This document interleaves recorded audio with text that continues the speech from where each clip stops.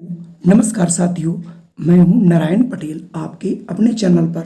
आज हम यहां पर बात करेंगे प्रधानमंत्री यशस्वी छात्रवृत्ति योजना 2022, जिसकी की परीक्षा जो है 11 सितंबर 2022 को होनी है। बहुत से बच्चों ने कमेंट किया कि क्लास 11th के लिए भी कोई वीडियो जरूर बनाइए, तो आज मैंने उसी के संदर्भ में कक्षा 10 के एनसीईआरटी की बुक से कुछ प्रश्न लेने का प्रयास किया हूं, जिससे कि वीडियो बहुत बड़ा ना हो। 10 से 12 प्रश्न रहेंगे। आप देख सकते हैं किस प्रकार के प्रश्न आने की संभावना रहेगी।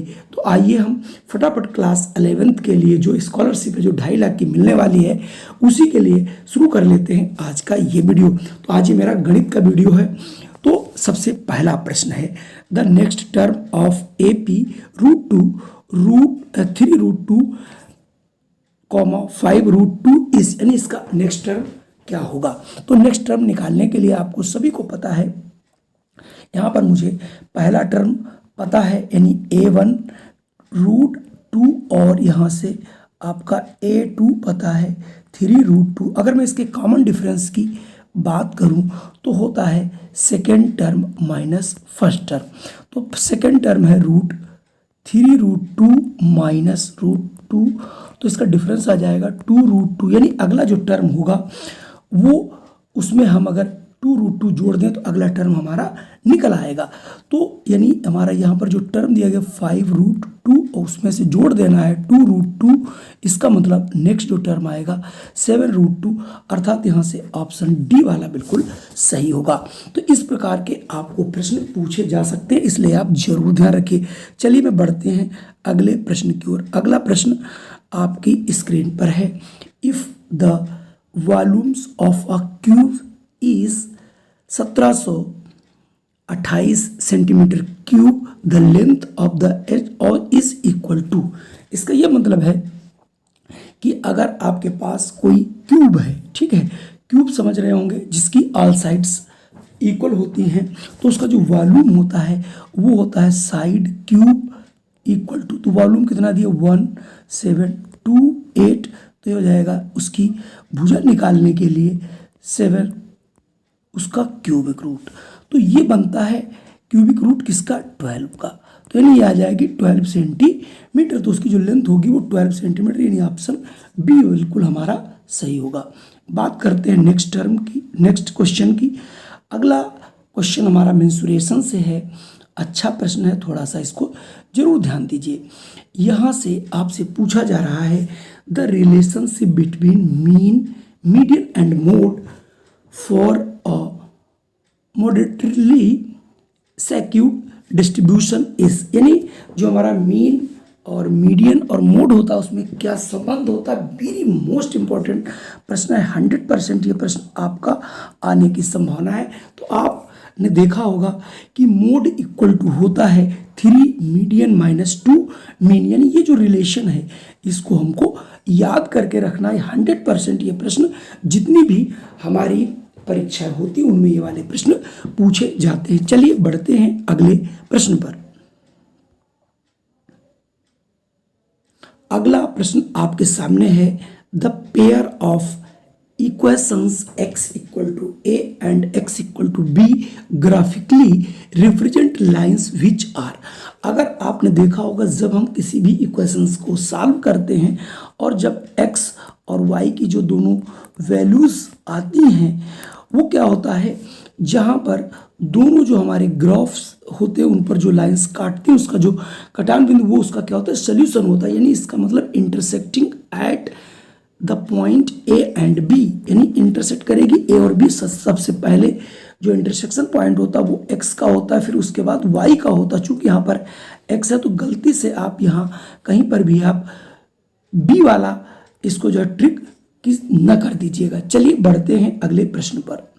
अगले अगर हम प्रश्न की बात करें तो ये ट्रिग्नोमेट्री का क्वेश्चन है, the angle of elevation of the top of a 15 metre high tower at the point 15 metre away from the base of tower is, यानी उसका एंगल क्या होगा। तो देखिए कह रहा था एंगल ऑफ एलिवेशन, किसी कोई भी चीज़ ये 15 मीटर है और ये 15 मीटर ऊंची कोई टावर है, इसका जब यहाँ से एंगल देखा गया तो ये कुछ एंगल मिला, सपोज कर लीजिए थीटा, तो ये पूछा जा रहा है थीटा आखिर कितना है।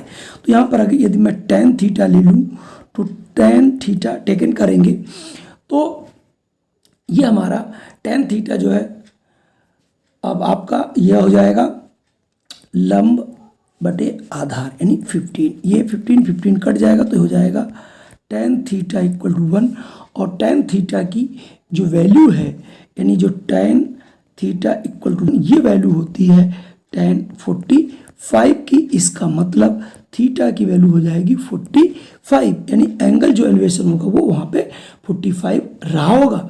चलिए बढ़ते हैं नेक्स्ट क्वेश्चन की ओर। अगला प्रश्न देखिए, अच्छा प्रश्न है और जो कंपटीशन के एग्जाम होते हैं उसमें इस प्रकार के प्रश्न आते हैं। If HCF of 55 and 99 is expressible in the form of this, find the value of m। अगर आप देखें यहाँ से एक ही लाइन में इन दोनों का अगर हम HCF फाइंड करेंगे तो ये आ जाएगा 11 इंटू 5 और इसका हो जाएगा इंटू 3 तो दोनों को अगर कॉमन देखें तो 11 आएगा। इसका मतलब इसका जो HCF है, HCF आपने देख लिया 11 है। अब आपसे कह रहा है 55m माइनस 99 इक्वल टू ये क्या है HCF है, HCF कितना हमारा 11 के इक्वल है तो हो जाएगा 55m इक्वल टू इन दोनों को ऐड करेंगे तो 110, तो m इक्वल टू आ जाएगा, इसको आप 55 से डिवाइड कर दोगे 1 जा 2 जा, इसका मतलब यहाँ पर m की वैल्यू 2 आएगी। मतलब सिंपल सी बात है, पहले हम HCF निकाल लेंगे और जो जिसको हम एक्सप्रेस कर सकते हैं उसके इक्वल रख देंगे और m की वैल्यू निकल आएगी। चलिए बढ़ते हैं अगले प्रश्न पर। अगले अगर हम प्रश्न की बात करें तो लिखा है, अच्छा प्रश्न है, यह हालांकि थ्योरी का ही प्रश्न है, कोई अलग से प्रश्न नहीं पूछा जा रहा है। The maximum number of zeros that a polynomial, यानी ये कोई पॉलिनोमियल है जिसके 4 सॉल्यूशंस हैं। ठीक है, कितने सॉल्यूशंस हैं 4, जितने जीरोज होते हैं उसके सॉल्यूशंस कहलाते हैं 4। तो polynomials degree is 4 can have, तो polynomial of degree 4 can maximum number of zeros, जिसकी जितनी डिग्री होती है उसके सॉल्यूशन, सॉरी वो सॉल्यूशन एक डिग्री दी थी तो जिसकी जितनी डिग्री होती है उसके सॉल्यूशंस उतने ही होते हैं। ठीक है, तो अगर उसकी डिग्री 4 है तो उसके सॉल्यूशन 4 होंगे, यानी इसका मतलब उसके जीरोज भी 4 ही होंगे। तो यहाँ से ऑप्शन डी वाला बिल्कुल सही होगा। अगर मैं अगले प्रश्न की बात करूँ तो अगला प्रश्न है, which of the following equations have 2 as roots, जिसका किसी का 2 रूट्स है। तो 2 रूट रखने के लिए सबसे हमारे पास 2-3 तरीके हैं, तो मैं इसके फैक्टर कर लेता हूँ या फिर x की वैल्यू 2 रख दीजिए, जो सेटिस्फाई करेगी वो हो जाएगा। अगर मैं पहले वाले में 2 रखता हूँ तो देखिए 2 दूनी 4 माइनस 4 दूनी 8 प्लस 5 इक्वल टू ये 0 कदापि नहीं हो सकता, क्योंकि 5 4 9 नहीं हो पाएगा, इसका मतलब पहला वाला तो नहीं है। दूसरा देख लेते हैं, 2 दूनी 4 प्लस और 3 इंटू 2 प्लस 12 इक्वल टू, अब आपने सॉरी माइनस है तो 3 दूनी 6 4 10, 10 में से 12 जाएगा, 0 नहीं आएगा तो ये भी नहीं हो सकता। इसका मतलब ये दोनों आंसर अब नहीं है। तीसरी बात करते हैं, 2 2 जा 4 2 जा 8 माइनस 7 दूनी 14 प्लस 6, तो 8 6 होता है 14 माइनस 14, ये 0 है। इसका मतलब ये इसको सेटिस्फाई कर रहा है, यानी यहाँ पर x बराबर 2 रखने से हमारा ये क्वेश्चन सेटिस्फाई कर रहा है, तो इसका ये कि सोल्यूशन होगा, या इसका मतलब इसका एक रूट होगा। तो यहाँ से ऑप्शन सी सही होगा। चलिए बढ़ते हैं अगले प्रश्न पर। अगले प्रश्न की अगर हम बात करते हैं तो एक अच्छा हमारे साथ प्रश्न आ रहा है, the distance between the points a and b, उसके कोऑर्डिनेट्स दे रखे हैं। तो डिस्टेंस बिटवीन 2 पॉइंट्स क्या होता है, d equal to under root x2 minus x1 का whole square y2 minus y1 का होल स्क्वायर। ठीक है, तो यहाँ से अगर आप देखें तो x2 हमारा है 0 माइनस 0 का होल स्क्वायर प्लस y की बात करें तो -2 माइनस 6 का होल स्क्वायर, तो ये हो जाएगा हमारा अंडर रूट, ये तो 0 हो गया, प्लस ये 6 2 8 8 8 64 और 64 का वर्गमूल देखेंगे तो 8 यूनिट, तो इसका मतलब यहाँ से हमारा आंसर बी वाला बिल्कुल सही होगा। चलिए बढ़ते हैं अगले प्रश्न पर। अगला प्रश्न अगर हम पहुँचे तो ये देखें, थोड़ा सा अच्छा प्रश्न है। When a die through the possibility of getting an odd number less than 3, तो जो डाइस होता है उस पर 6 नंबर होते हैं, 1 से लेकर के 6 तक, और कह रहा है कि हम डाइस जब फेंके तो प्रोबेबिलिटी ज्ञात करी इसमें ऑड नंबर मिले। तो ऑड नंबर कितने होते हैं, 1, 3 और आपके पास 5। चूंकि लेस देन 3 है तो ये दोनों नहीं होंगे, इसका मतलब एक मुझे चुनना है 6 में से, तो 1/6 उसकी हो जाएगी प्रोबेबिलिटी, यानी पहला प्रश्न पहला ऑप्शन यहाँ से हो जाएगा। चलिए बढ़ते हैं अगले प्रश्न पर। अगर मैं अगले प्रश्न की बात करता हूँ, थोड़ा सा बड़ा क्वेश्चन आपको दिख रहा होगा यहाँ पे, विच of the following is a quadratic equation. यहाँ पर कौन सी क्वाड्रेटिक इक्वेशन है? क्वाड्रेटिक इक्वेशन के लिए हमारे पास, आपको पता भी होगा कि क्वाड्रेटिक इक्वेशन का जो स्वरूप है, मानक स्टैंडर्ड रूप है, वो है x² + bx + c = 0। यानी इसका मतलब यहाँ पर एक ऐसा इक्वेशन जिसमें x² का टर्म कभी भी 0 नहीं होना चाहिए। अगर हम पहले की बात करते हैं, जैसे इसको करूँ, इसका स्क्वायर खोलूंगा तो आ जाएगा 16 + x² और -8x + 3।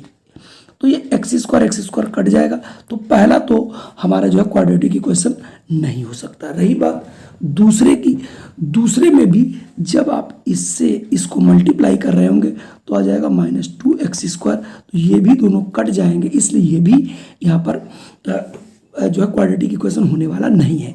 रही बात थर्ड की, कह रहा है k = -1, यानी जब हम k = -1 रख देंगे तो ये 0 हो जाएगा, x² की वैल्यू ही 0 हो जाएगी, इसका मतलब ये भी हमारा क्वाड्रेटिक इक्वेशन नहीं हो सकता।